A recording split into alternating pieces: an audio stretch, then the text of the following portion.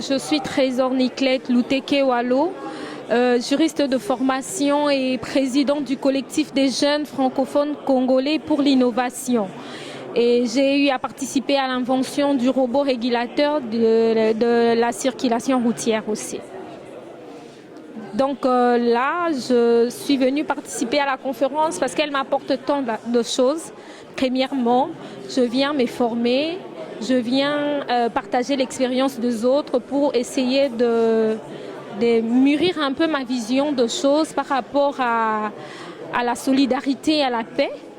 Et en même temps, je viens apprendre pour aller partager avec ceux qui sont restés au pays, parce que c'est toujours d'habitude ce qu'on fait.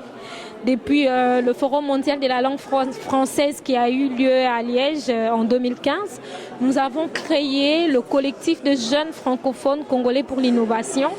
Et à l'occasion, nous avons restitué les travaux du Forum 2015. Et là, je suis venue participer pour qu'au retour au pays, je puisse partager l'expérience ou bien ce que j'ai appris avec les amis qui sont restés au pays. Et aussi militer pour que ce que nous apprenons ou ce que nous partageons ici puisse être d'application dans notre pays et dans toutes les provinces.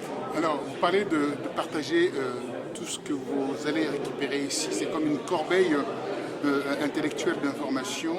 Mais en réalité, en RDC, vous êtes originaire de la RDC.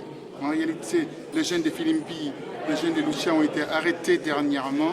Pour vous, si vous allez partager l'idéal, ce que vous récoltez ici, vous récupérez ici, vous ne mettrez pas votre vie en danger? On est déjà en danger. Et pour l'amour de la jeunesse congolaise, je pense que ce n'est pas un souci pour moi. L'essentiel pour moi, c'est de communiquer et à chacun d'agir. Et moi aussi, je peux agir à ma manière. Mais la jeunesse est toujours en danger et ce n'est pas pour ça que nous allons nous taire.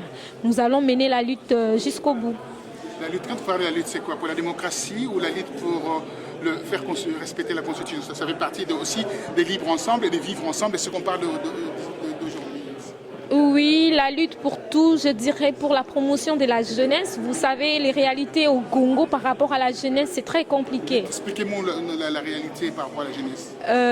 La jeunesse n'est pas encadrée, la jeunesse n'est pas prise en charge, la jeunesse n'est pas accompagnée, moins encore promue. Là, je suis venue participer au forum, à la conférence grâce à l'appui de l'Office franco-québécois pour la jeunesse qui a accepté ma demande de prise en charge et qui a pris en charge mon billet d'avion et je suis venue participer à la conférence. Et la conférence sur l'économie qui a eu lieu à Paris en octobre passé, j'ai participé aussi grâce à un partenaire de la francophonie qui est c'est les physiciens Néotech qui avaient pris en charge et mon logement et mon billet d'avion.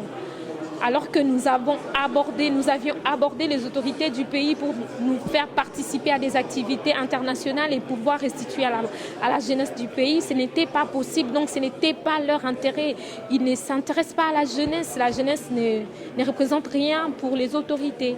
Voilà pourquoi nous-mêmes, nous voulons prendre les choses en main. Depuis Liège, nous avons créé les collectifs pour essayer de promouvoir la jeunesse et de faire les lobbying de la jeunesse auprès des autorités tant nationales qu'internationales.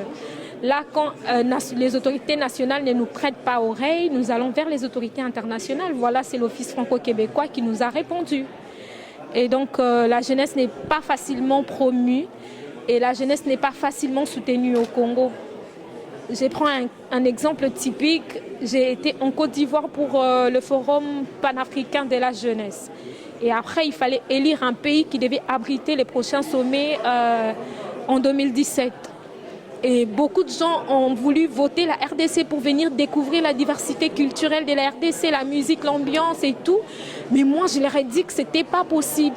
Parce que le pays qui devait abriter devait organiser sérieusement ces sommets, qui devait accueillir les jeunes venant des 4 pays d'Afrique. Et du coup, je m'imaginais dans mon pays la manière dont les associations des jeunes sont considérées. Ça allait être difficile pour nous d'organiser, de loger, d'assurer la restauration de ces jeunes pendant 5 à 6 jours. je voyais tout cela vraiment impossible. J'ai proposé que les sommets soient organisés dans un autre pays où la jeunesse est soutenue. Voilà. Un message à la jeunesse africaine et également de la RDC. Un message à la jeunesse africaine, c'est que n'attendons pas qu'on nous donne les places sur le plateau. Essayons de faire quelque chose nous-mêmes. Mettons-nous debout et mettons nos moyens en jeu pour arriver à atteindre les objectifs. Comme là, j'ai vu l'annonce sur l'agenda de la francophonie pour la conférence et j'ai essayé d'abord de demander l'invitation sans prise en charge. J'ai demandé d'abord l'invitation et j'ai payé tout à mes frais. D'office, je m'organise pour mettre de côté de l'argent économiser pour participer à des activités internationales de la valeur ajoutée. Du coup, j'invite toute la jeunesse congolaise, africaine, à pouvoir s'organiser pour prendre les choses en main. N'attendez pas seulement qu'on vous prenne en charge, n'attendez pas seulement qu'on vous accompagne pour réaliser une activité, un projet, mais mettons-nous debout et travaillons. Juste quand le projet sera intéressant, c'est alors qu'on va s'intéresser à nous.